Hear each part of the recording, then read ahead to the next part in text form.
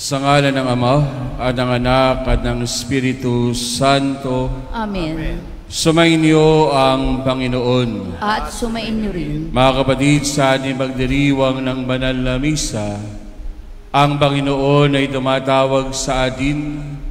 Patuloy tayong maghanda sa Kanyang pagdating, nang may kalinisan ng ating puso at may kadalasayan sa lahat ng ating ginagawa. Sa pagsisimula ng ating pagdiriwang, aminin natin ang ating mga kasalanan upang tayo maging karapat-dapat gumanap sa banal na pagdiriwang. Inaamin ko sa makapangyarihang Diyos at sa inyong mga kapatid, na lubha akong nagkasala sa isip, sa salita at sa gawa, at sa aking pagkukulang. Kaya isinasamo ko sa mahal na Birheng Maria, sa lahat ng mga anghel at mga banal, at sa inyong mga kapatid na ako'y ipanalangin sa Panginoong ating Diyos. Kawan tayo ng makapangyarihang Diyos, patawarin tayo sa ating mga kasalanan, patubayan tayo hanggang sa buhay na walang hanggan. Amen.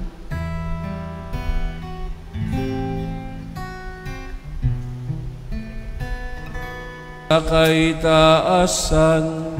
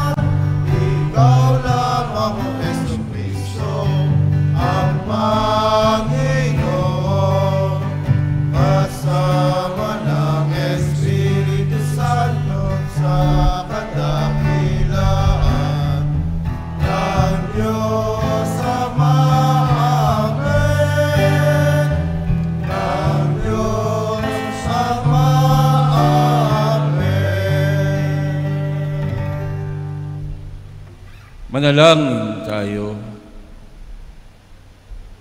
Ama naming makapangyarihan, ipagalamang lagi namin kaligayang ikaw ay paglingkuran, sapagat walang maliw at walang kahulilibang kasiyahan, kapag sumasama kami sa iyong kapangyarihan,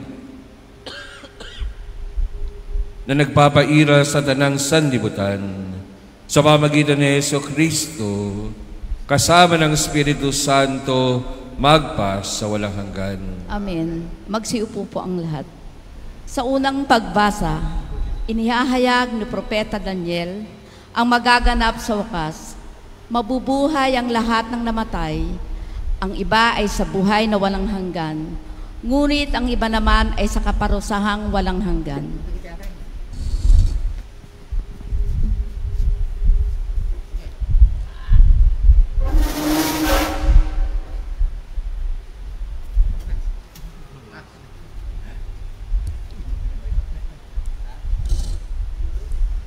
Ang salita ng Diyos mula sa aklat ni Propeta Daniel. Sa pagkakataong yaon, darating si Miguel, ang makapangyarihang bantay ng bansang Israel, at magkakaroon ng matinding kahirapan, hindi pa nangyayari kailanman. Ngunit maliligtas ang mga kababayan mo, ang pangalan ay nakasulat sa aklat ng Diyos. Mabubuhay ang marami sa mga namatay sa lahat ng panig ng daigdig. Ang iba'y sa buhay na walang hanggan at ang iba'y sa kaparusahang walang hanggan. At yaong may pagkaunawa at umakay sa marami tungo sa kabutihan ay magniningning na parang tala sa kalangitan magpakailanman. Ang salita ng Diyos. Salamat sa Diyos. Diyos ko, ang aking dalangi, ako'y iyong tangkilikin. Ikaw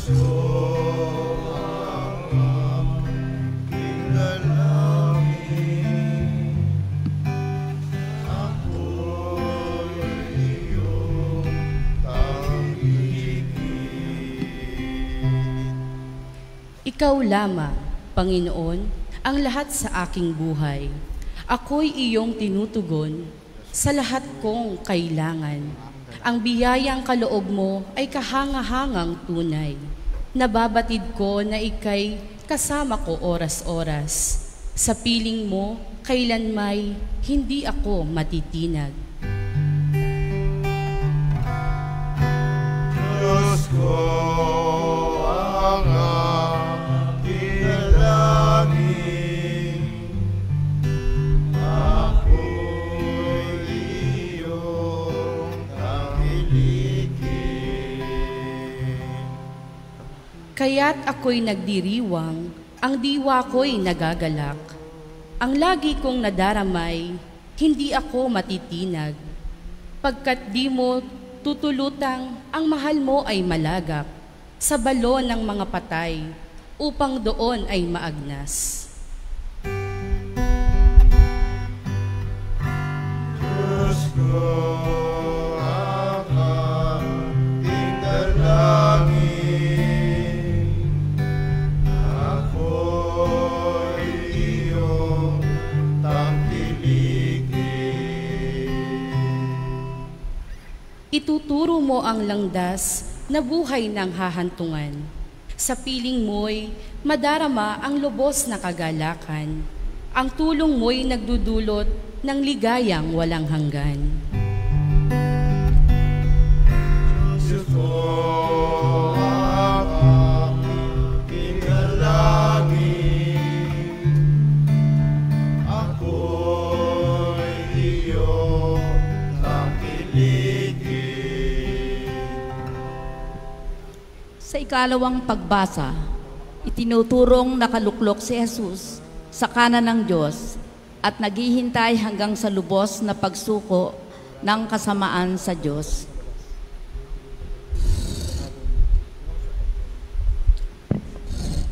Ang salita ng Diyos mula sa sulat sa mga Hebreo. Bawat saserdote ay nakatayong naglilingkod araw-araw at naghahandog ng iyon at iyon ding mga hain. Subalit hindi mapapawi ng kasalanan ang mga haing iyon. Ngunit si Kristo ay minsan lamang naghandog dahil sa mga kasalanan at iyon ay sapat na. Pagkatapos, lumuklok siya sa kanan ng Diyos at naghihintay siya roon hanggang sa lubusang pasukin ng kanyang Diyos ang kanyang mga kaaway.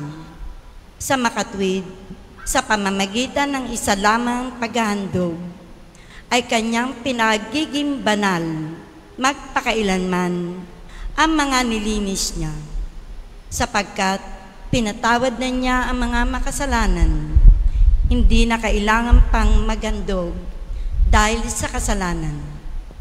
Ang salita ng Diyos. Salamat sa Diyos. Sa mabuting balita, itinuturo ni Jesus ang magaganap sa wakas ng panahon. Magkakaroon ng mga tanda sa langit. Darating ang Panginoong kasama ang kanyang mga anghel, na titipo naman sa lahat ng mga hinirang ng Diyos. Magsitayo po ang lahat.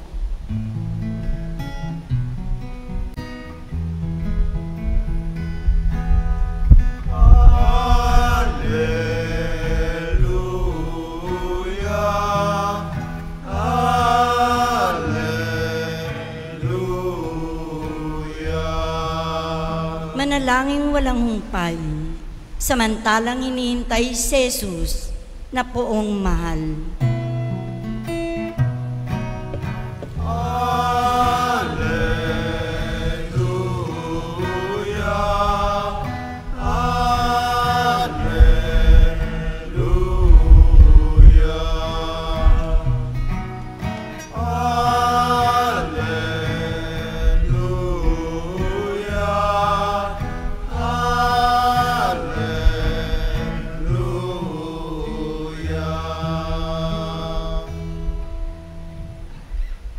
Sumainyo ang Panginoon. At sumainyo rin. Ang mabuting balita ng Panginoon ayon kay San Marcos. Papuri sa iyo, Panginoon. Sinabi ni Jesus sa kanyang mga alagad, sa mga araw na iyon, pagkatapos ng mga napakalaking kabighatian, magdidilim ang araw, hindi magliliwanag ang buwan. Malalaglag mula sa langit ang mga bituin at mayayanig ang mga kapangyarihan sa kalawakan at makikita ang anak ng tao na nasa alapaap. Dumarating na may dakilang kapangyarihan at malaking karangalan. Susuguin niya ang kanyang mga anghel sa apat na panig ng daigdig at titipunin nila ang mga hinirang ng Diyos mula sa lahat ng dako. Unawain ninyo ang aral mula sa puno ng igos. Kapag sumisipot na ang mga dahon sa sanga nito, alam ninyong malapit na ang tag-araw. Kaya hindi naman, kapag nakita ninyong nangyayari na ang mga bagay na ito, malalaman ninyong malapit na ang panahon ng pagparito niya. Nagsisimula na. Tandaan ninyo, magaganap ang mga bagay na ito bago mamatay ang mga taong nabubuhay sa ngayon. Mawawala ang langit at ang lupa, ngunit ang salita ko'y hindi magkakabula. Ngunit walang nakaaalam ang araw o oras ng pagsapit nito, kahit ang mga anghel sa langit o ang anak man, ang Ama lamang ang nakaalam nito. Mga kapatid, ang mabuting balita ng Panginoon. Pinupuri ka namin, Panginoong Hesukristo. Magsiupo po. Kapag po tayo ay may sikreto, ayaw po nating itong malaman ng iba. Kung ang isang anak ay mayroong sikreto sa kanyang magulang, ayaw niyang malaman, baka siya ay mapagalitan. Kapag ang isang estudyante ay mayroong sikreto sa kanyang teacher, kapag sila ay nag-e-exam, ang gusto niya hindi ito nalalaman ng kanyang guro. Kapag tayo ay mayroong sekreto sa ating pinagtatrabahuhan, ayaw nating malaman ito ng mga namamahala doon sa ating pinagtatrabahuhan. Sekreto na maaaring makasira sa ating pagkatao, kaya ayaw nating mabunyag. Pero sa ating pagiging Kristiyano, iba ang makikita natin sa ating Panginoon. Sa simula pa lamang ng mundo at titignan natin ang bagong tipan, ay meron ng parang lihim ang ating Panginoon kung ano ang gagawin sa mga tao. Nung lumang tipan, hindi pa ito masyadong nabubunyag. Pero nang dumating ang ating Panginoon, ito ay unti-unting mabubunyag at malalaman ng mga tao. Kaya nga sinabi ng Panginoon sa isang bahagi sa Biblia, ako ay naparito upang sabihin sa inyo ang lahat ng narinig ko sa aking Ama. Ibubunyag ng Panginoon sa atin ang maraming bagay, may kinalaman sa pananampalataya, may kinalaman sa pag-ibig, mayroong kinalaman sa ating kaligtasan. At yun ang titingnan natin bilang mga Kristiyano dito sa ating minasang mabuting balita, na kung titingnan natin ay unti-unti na nating nakikita ang pagbabalit ng panahon sa kalendaryo ng simbahan. Sa isang linggo ay pagdiriwang na po ng kabistahan ng Kristong Hari. Hudyat na magsisimula na ang bagong kalendaryo ng simbahan, ang panahon ng Adbyento. Kapag ganito ang panahon ng ating simbahan, karaniwan ng ating naririnig ay ang pagtatapos ng mundo, ang muling pagbalik ng ating Panginoon. Kaya ang panawagan ay lagi tayong maghanda sa ating pamumuhay. Kung hihimayin natin ang ating binasang mabuting balita, tatlong mahalagang bagay ang maaari nating tingnan at pagnilayan. Una ay sinasabi ng Ebanghelyo ay lilipas ang sandaigdigan. Pag sinabi po ba nating lilipas, ibig sabihin, darating ang panahon, ito ay mawawasak. Bababa ang araw dito sa mundo upang sirain ang mundo. Uulan ba ng asupre? Uulan ba ng apoy? Mawawasak ba ang mundo? Hindi. Sabagat kung tayo ay pinangangalagaan ng Diyos, pinangangalagaan niya rin ang kalikasan at ang mundo. Father, ano ibig sabihin ng lilipas? Lilipas ang ating kasalukuyang mundo, pero ito ay magkakaroon ng pagpapanibago, bagong lupa at bagong langit, kasama na natin ang ating Panginoon. Pero wag po nating tatanungin katulad ng nasa Ebanghelyo, kailan ba mangyayari ang mga bagay na ito? Kung ito ang ating aalamin, tiyak matatakot po tayo. Kasi pag sinabing sa isang buwan o sa isang linggo, magugunaw ang mundo, darating na si Kristo, matatakot tayo sapagkat hindi pa po tayo handa. Kaya ang magiging katanungan natin ay hindi kung kailan muling babalik ang ating Panginoon, kundi ang ating magiging tanong, ano ang dapat ko nang gawin ngayon? Pagbabagong buhay, pagsisisi sa kasalanan, paggawa ng kabutihan, kabanalan sa aking pamumuhay. Kahit bukas dumating si Kristo, kahit sa susunod na araw ang pagdating ng ating Panginoon, hindi tayo matatakot sapagat lagi tayong handa sumusunod sa kalooban at kautusan ng ating Panginoon. Ikalawa, darating at babalik ang ating Panginoon. Dumating siya sa pagdiriwang ng Adbyento, siya ay sinilang nang siya ay lumaki ng aral sa mga tao. Pagkatapos mangaral sa mga tao, gumawa ng kabutihan, ipinako sa krus at namatay. Pero naroon ang pangako ng Panginoon, ako ay magbabalik. At iyon ay lagi nating sinasabi, lagi nating ibinapahayag, pero hindi naman natin pinapansin at hindi nagiging bahagi ng ating buhay. Di po ba magmisa, ano sinasabi ng pari? Ipagbunyi natin ang misteryo ng pananampalataya. Ano po sagot natin? Si Kristo'y namatay, si Kristo'y nabuhay, si Kristo'y babalik sa wakas ng panahon. Magbabalik si Kristo, hindi para tayo ay iligtas, kundi para tayo ay hukuman.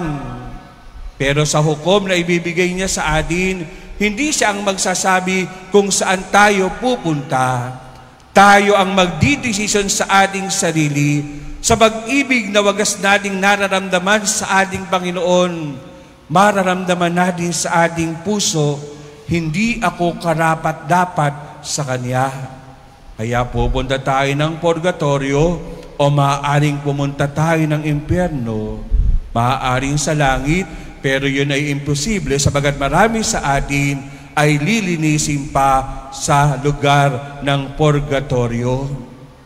Babalik po si Kristo, pero sa atin, wala pa po o bihira po sa atin ang laging ginagawa ang paghahanda, ang paggawa ng kabutihan, ang pagbabakita ng kabanalan. Ikatlo, sabi po sa ating Ebanghelyo, darating ang mga anghel, paghihiwa-hiwalayin ang mga taong matuwid at hindi matuwid. So ibig sabihin, alam natin na mayroong mangyayari pagdating ng panahon. Pag tayo ay gumagawin ng mabuti, pag gumagawa tayo ayon sa kalooban ng Panginoon, payapa po loob natin, sabagat alam natin kung saan tayo dadali ng anghel. Darating niya ang anghel ang mga matuwid sa piling ng Diyos Ama. At ang hindi matuwid, dadalin sa walang hanggang kaparusahan. Alam po natin, ito ay mangyayari. Pero bakit marami sa atin hindi ito pinag-uukulan ng pansin. Marami pa rin ang kumakatig sa kasamaan, marami pa rin gumagawa ng kasalanan, marami pa rin nangingibabaw ang kanilang mga kahinaan. Kristiyano tayo, meron tayong lakas, si Kristo, magpaakay tayo sa Kanya upang ang pagiging matuwid sa ating pamumuhay ay lagi nating magawa, lagi nating maipakita, laging bahagi ng karanasan natin bilang mga Kristiyano. Mga kapatid, ang mga bagay na ito ang patuloy nating ilagay sa ating mga puso, hindi lamang pinagninilayan, isalin natin sa ating mabubuti at banal na mga karanasan. Amen. Ipahayag po natin ang pananampalataya. Sumasampalataya ako sa Diyos amang makapangyarihan sa lahat, na may gawa ng langit at lupa. Sumasampalataya ako kay Jesucristo, iisang anak ng Diyos, Panginoon nating lahat, nagkatawang tao siya lalang ng Espiritu Santo, pinanganak ni Santa Mariang Birhen, pinagpakasakit ni Poncio Pilato, ipinako sa krus na matay inilibing, nanawag sa kinaroroonan ng mga yumao, nang may ikatlong araw na buhay na maguli. Umakyat sa langit, naluklok sa kanan ng Diyos amang makapangyarihan sa lahat. Doon nagmumula ang paririto at huhukom sa nangabubuhay at nangamatay na tao. Sumasampalataya naman ako sa Diyos Espiritu Santo, sa banal na simbahang katolika, sa kasamahan ng mga banal, sa kapatawaran ng mga kasalanan, sa pagkabuhay na maguli na nangamatay na tao, at sa buhay na walang hanggan. Amen.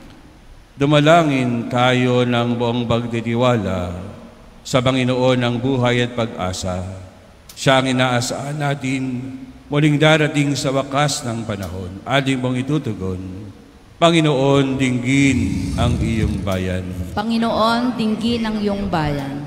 Para sa simbahan, upang maibahagi niya ang salita ng Diyos na siyang nananatili at namamalagi.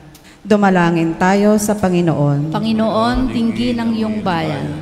Para sa mga kabataang lalaki, lalo na sa ating diocese, upang maging bukas sila sa bokasyon ng pagpapari at maakit silang yakapin ang buhay na ito. Dumalangin tayo sa Panginoon. Dinggin ang iyong bayan. Para sa mga natatakot sa mga pagsubok sa buhay, sa pagtanda at sa kamatayan, upang matutunan nilang magtiwala sa Diyos at mamuhay na nagdadamayan. Dumalangin tayo sa Panginoon. Panginoon, dinggin ang iyong bayan. Para sa ating sambayanan, upang sa ating paglilingkod sa mga kapuspalad, madama nila ang pagdamay ng Diyos. Dumalangin tayo sa Panginoon. Panginoon, dinggin ang iyong bayan. Para sa mga kapatid nating yumao, upang sila'y magkasama sa mga hinirang ng Diyos, dumalangin tayo sa Panginoon. Panginoon, dinggin ang iyong bayan. Sa katahimikan po ng ating mga puso, idalangin natin sa Panginoon ang ating mga pansariling kahilingan.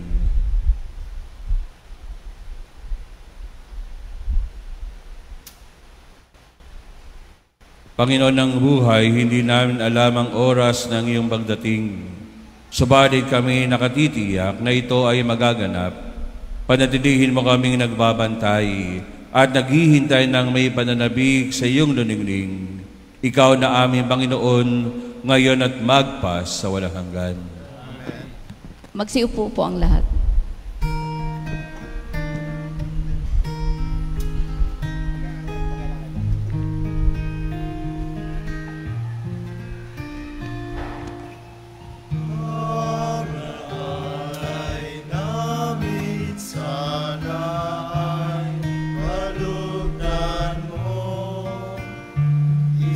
Bayan na nagbubuhay, nagmamahal.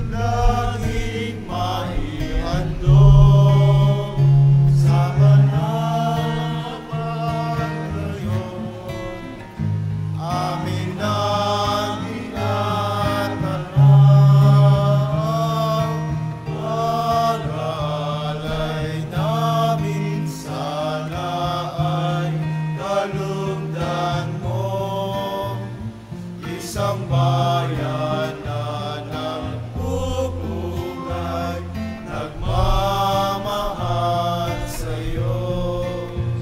Saan yun itong pinapay na nagdudulot ng buhay at alak na sagisag ng bigay mong kaligtasan. Tatayo po ang lahat. Manalangin kayo mga kapatid, mamagayin natin ay kalugdan ng Diyos amang makapangyarihan.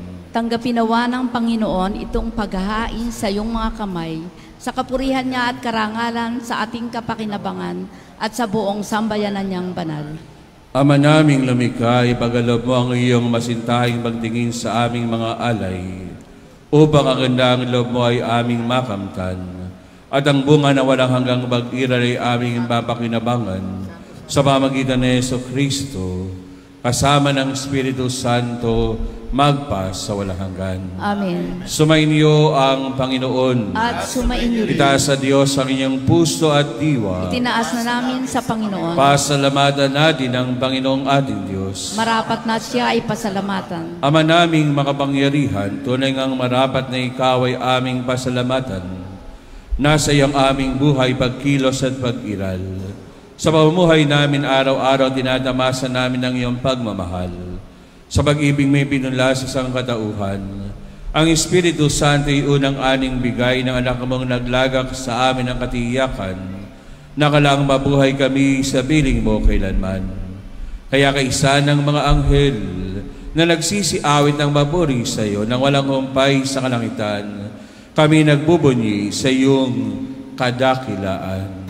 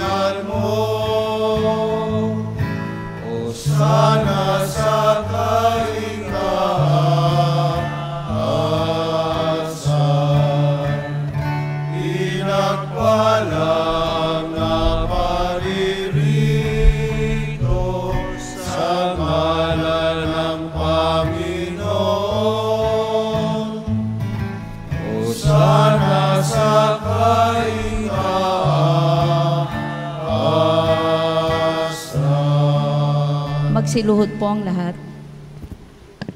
Ama naming banal, ikaw ang bukal ng tanang kabanalan, kaya't sa pamagitan ng iyong Espiritu, ganong banal ang makaloob na ito, upang para sa aming maging katawan at dugo ng aming Panginoong Hesukristo. Bago niya pinagtiis ang kusang loob na maging handog, hinawakan niya ang tinapay, pinasalamatan kanya.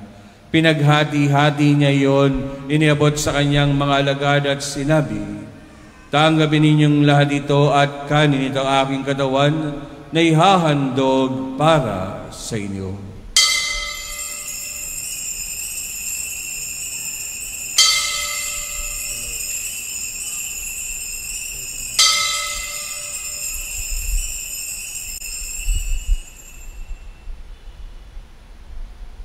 Gayun naman, nang matapos ang hapunan, hinawakan niya ang kalis, muli kanyang pinasalamatan. Iniabot niya ang kalis sa kanyang mga alagad at sinabi, "Tanggapin ninyong lahat ito at inumin. Ito ang kalis ng aking dugo ng bago at walang hanggang tipan. Ang aking dugo na ibubuhos para sa inyo at para sa lahat. Sa kapagpapatawad ng mga kasalanan, gawin niyo ito sa pag-ala-ala sa akin."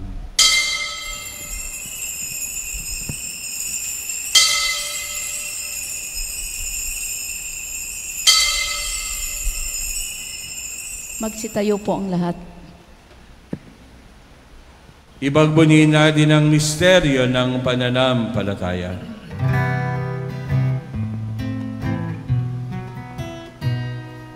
sa krus mo at pagkabuhay, kami natubos mong tunay. O Jesus, naming mahal, iligtas mo kaming tanan. O Jesus, naming mahal, ngayon at magpakailanman.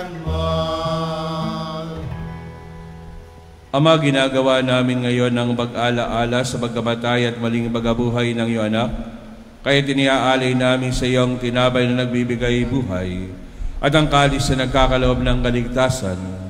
Kami nagpapasalamat dahil kami ang minarapat at tumayo sa harap mo para maglingkod sa iyo. Isinasama namin kami magsasalo-salo sa katawan na dugo ni Kristo ay mabuklod sa pagkakaisa sa pamagitan ng Espiritu Santo. Ama, lingapin mo ang simbahang laganap sa buong daigdig. Puspusin mo kami sa pag-ibig kay San Francisco na aming Santo Papa at ni Dennis na aming Obispo at ng Danang Kabarian. Alalahanin mo rin ang mga kapatid naming nahimlay nang may pag-asang sila'y muling mabubuhay gayon din ang lahat ng mga pumanaw. Kawaan mo sila at padaluyin sa iyong kaliwanagan. Kawaan mo at pagindapating kaming lahat na makasalo sa iyong buhay na walang wakas.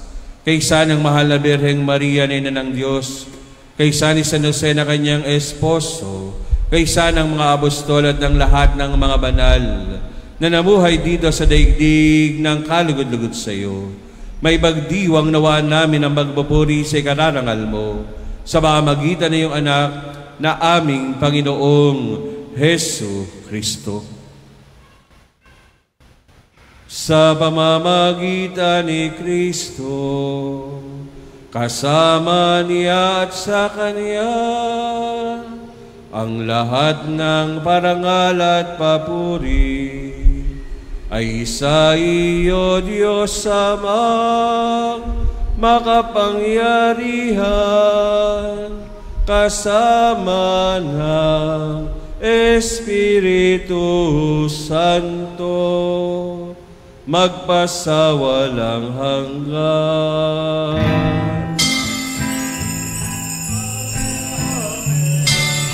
Amen. Amen.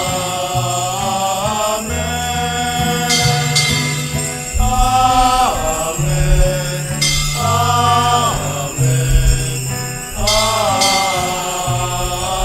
Amen. Bilang nagkakaisang bayan ng Diyos ayon sa aral ng pananampalataya at pag-ibig, awitin natin ang Ama namin. Ama namin, sumasalangit ka, sambahin ang ngalan mo, mapasa amin ang kaharian mo, sundin ang loob mo dito sa lupa para nang sa langit. Bigyan mo kami ngayon ang aming kakanin sa araw-araw, at patawarin mo kami sa aming mga sala para ng pagpapatawad namin sa nagkakasala sa amin, at huwag mo kaming ipahintulot sa tukso, at iadya mo kami sa lahat ng masama. Hiniling namin kami adya sa lahat ng masama pagkalooban ng kapayapaan araw-araw, iligtas sa kasalanan at ilayo sa lahat ng kapahamakan. Samantalang aming pinananabikan ang dakilang araw ng pagpapahayag ng tagapagligtas naming si Jesucristo. Sapagkat sa'yo nagmumula ang kaharian, ang kapangyarihan, at ang kaluwalhatian, magpasawalang hanggan.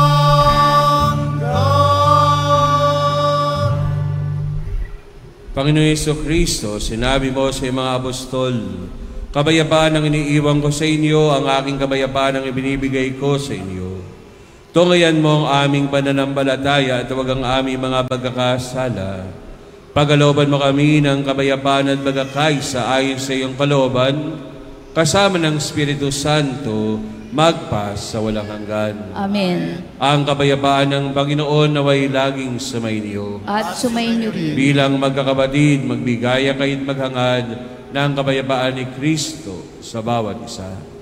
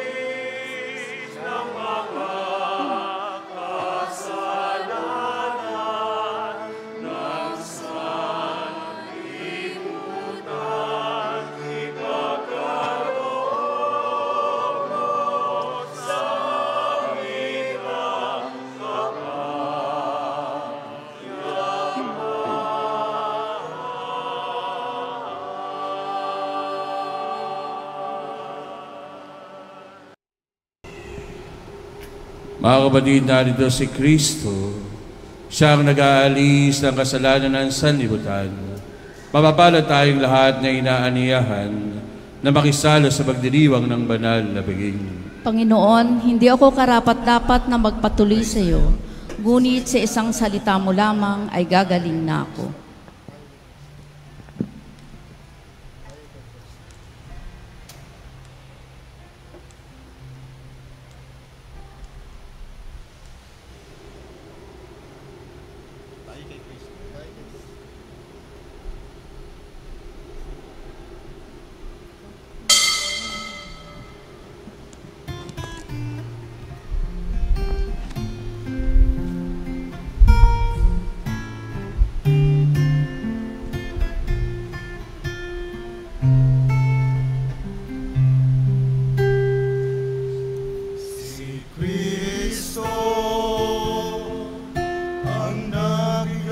Para po sa higit na ikaayos ng ating pangungumunyon, ito po ay gaganapin natin ng row by row. Tayo po ay gagabayan ng ating mga liturgical auxiliaries at ushers para dito.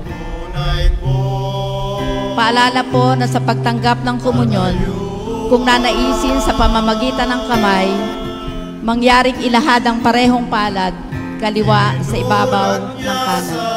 Sumagot ng amen sa pagtanggap nito. Isubo na kaagad sa bibig ang tinanggap na katawan ni Kristo bago tumalikod sa altar at bumalik sa pwesto. Ang ganap ko ang papili, ang Diyos Ama.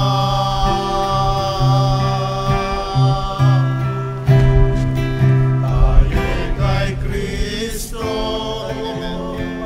buhay malo, pamatay, pagkat niyakap niya ang sangkatauhan, amatay ay nagiging buhay.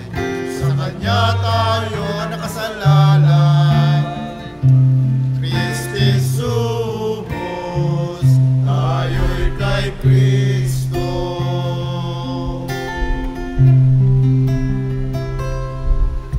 Tinawag niya tayo at pinili mula sa karamihan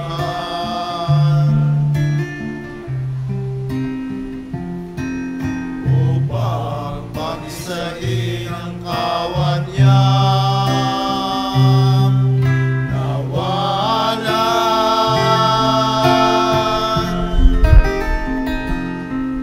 ng mamuhay ng sama-sama at nagkakaisa sa pag-ibig at kapayapaan kasama niya.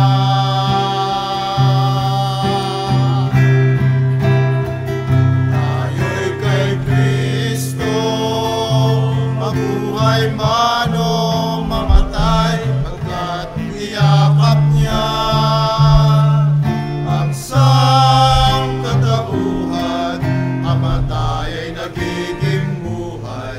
Sa Kanya tayo nakasalalay. Kristi sumos, tayo'y kay Kristo. Tapos ang aking pagkatao upang tundin ang tawag ng ating lingkod. Ngunit walang pangamba pagkat kapiling siya. Siya ang buhay ng ating buhay.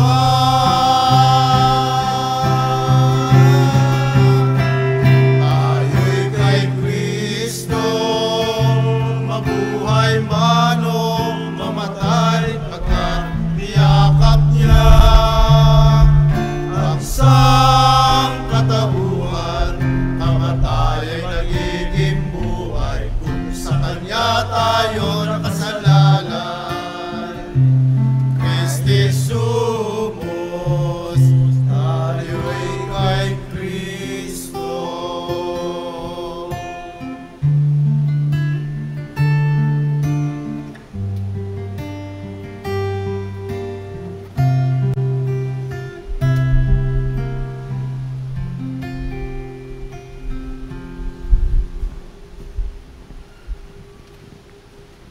Magsitayo po ang lahat.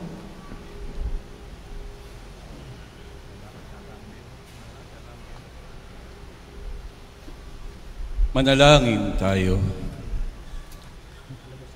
Ama naming mabagmahal, sa binagsaluhan naming banal na pagkinabang, ang amin nawang pag-ibig ay lalang madagdagan ng ginawa namin sa pag-alaala sa anak mong mahal, na nag-utos sa pagdiwang huling hapunan sa pamagitan ng Jesucristo, kasama ng Espiritu Santo, magpas sa walang hanggan. Amen. Sumainyo ang Panginoon. At sumainyo rin. At pagbalain kayo ng makapangyarihang Diyos, Ama, Anak, at Espiritu Santo. Amen. Humayo kayo at patuloy niyo sa buhay ang tapat at makabuluhang pananampalataya. Salamat sa Diyos. Palakpakan po natin ang Panginoon.